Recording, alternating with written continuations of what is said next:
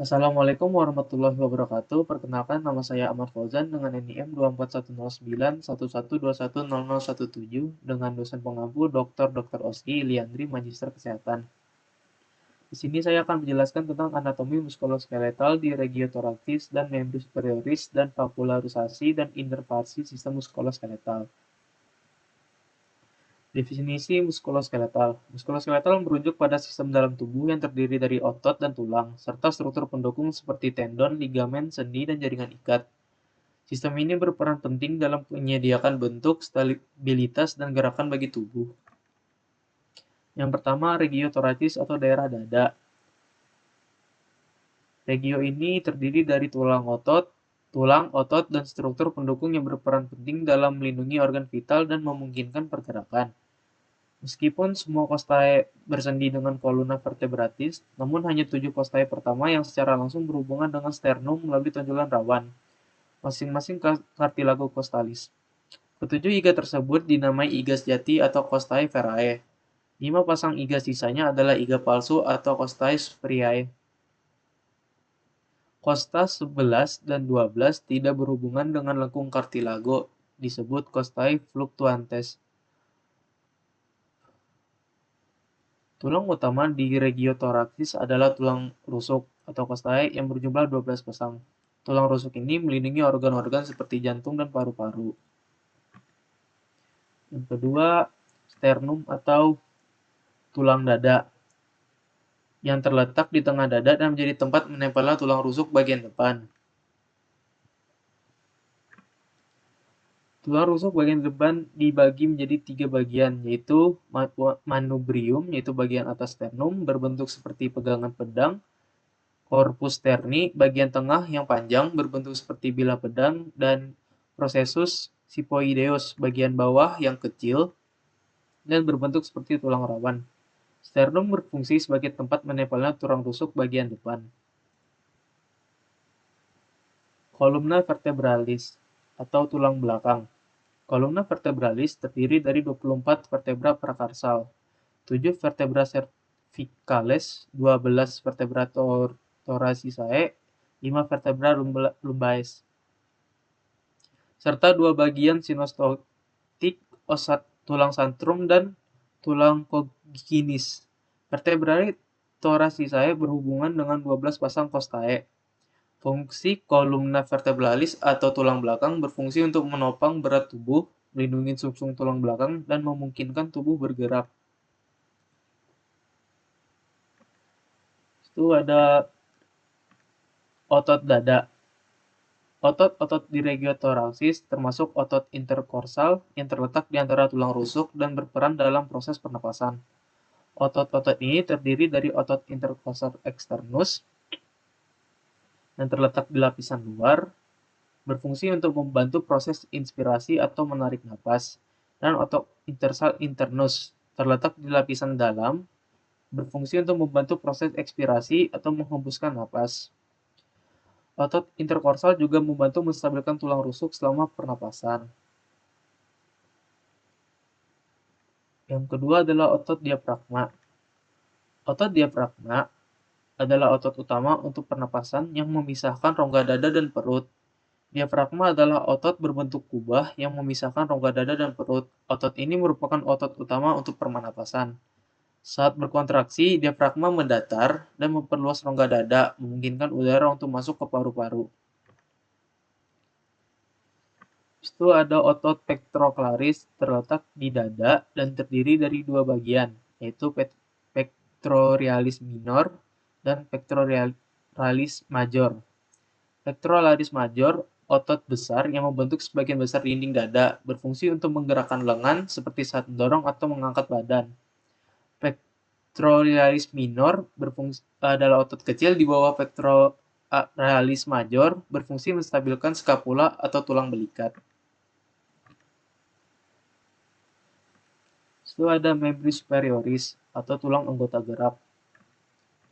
Terdiri dari clavikula atau tulang selangka. Clavikula adalah tulang panjang yang menghubungkan lengan ke tubuh. Tulang ini terletak di antara sternum dan skapula. Bentuknya melengkung seperti huruf S dan berfungsi sebagai penyangga untuk lengan.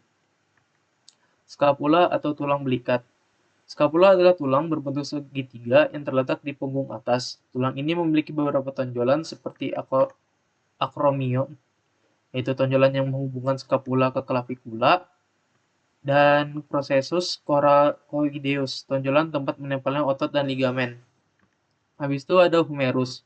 Humerus adalah tulang lengan atas, terletak antara bahu dan siku. Tulang ini memiliki kepala bulat yang berartikulasi dengan skapula di sendi bahu. Setelah itu ada radius dan ulna. Radius dan ulna adalah tulang lengan bawah. Radius terletak di sisi ibu jari, sedangkan ulna terletak di sisi kelingking. Kedua tulang ini berartikulasi dengan humerus di siku dan dengan karpal di pergelangan tangan. Karpal atau tulang pergelangan tangan. Karpal terdiri dari 8 tulang kecil yang tersusun dalam dua baris. Baris proksimal, scapoid, lunate, triquetrium, sama pisiform, dan baris distal, trapezium, trapezoid, capitate, dan hamate. Di pergelangan tangan dan tangan, kita memiliki karpal, metakarpal, dan phalanx yang memungkinkan gerakan tangan dan jari. Metakarpal atau tulang telapak tangan terdiri dari 5 tulang yang menghubungkan karpal dengan phalanx. Setiap tulang metakarpal berhubungan dengan satu jari. Phalanx atau tulang jari terdiri dari 14 tulang di setiap tangan. Setiap jari memiliki 3 phalanx, proksimal, middle, dan distal, kecuali ibu jari yang hanya memiliki 2 phalanx. Otot deltoid. Otot deltoid adalah otot bahu yang membentuk kontur bahu. Otot ini memiliki tiga bagian, yaitu anterior, medial, dan posterior. Berfungsi untuk menggerakkan lengan seperti mengangkat lengan ke samping atau ke depan. Bicep brachii adalah otot lengan atas bagian depan. Otot ini memiliki dua kepala sehingga disebut bicep, dan berfungsi untuk fleksi siku dan supinasi lengan bawah. Tricep brachii adalah otot lengan atas bagian belakang. Otot ini memiliki 3 kepala sehingga disebut triceps, dan berfungsi untuk ekstensi siku. Vaskularisasi. Vaskularisasi adalah aliran darah yang membawa darah, oksigen, dan nutrisi dari jantung ke seluruh tubuh melalui pembuluh darah. Pada bagian regiotorakis terdapat arteri interkorsal. Arteri interkorsal terdiri dari arteri interkorsal posterior yang berasal dari aorta dan arteri interkorsal anterior yang berasal dari arteri torakika interna. Arteri ini menyuplai darah ke otot interkorsal, tulang rusuk, dan kulit di daerah dada. Yang kedua ada arteri torakika interna. Arteri ini berjalan di sepanjang dinding dada anterior dan menyuplai darah ke sternum, otot dada, dan diafragma. Kedua ada membri superioris. Pada membri superioris terdapat beberapa arteri, yaitu arteri subclavia, sepasang arteri besar yang berada di bagian bawah tulang selangka dan berfungsi untuk mengalirkan darah ke lengan, leher, dan kepala. Arteri axillaris. Arteri axillaris adalah lanjutan dari arteri subclavia. Arteri ini menyuplai darah ke daerah ketiak dan bahu. Arteri brachialis. Arteri brachialis menyuplai darah ke lengan atas. Arteri ini berjalan di sepanjang humerus. Terakhir ada arteri radialis dan ulnaris.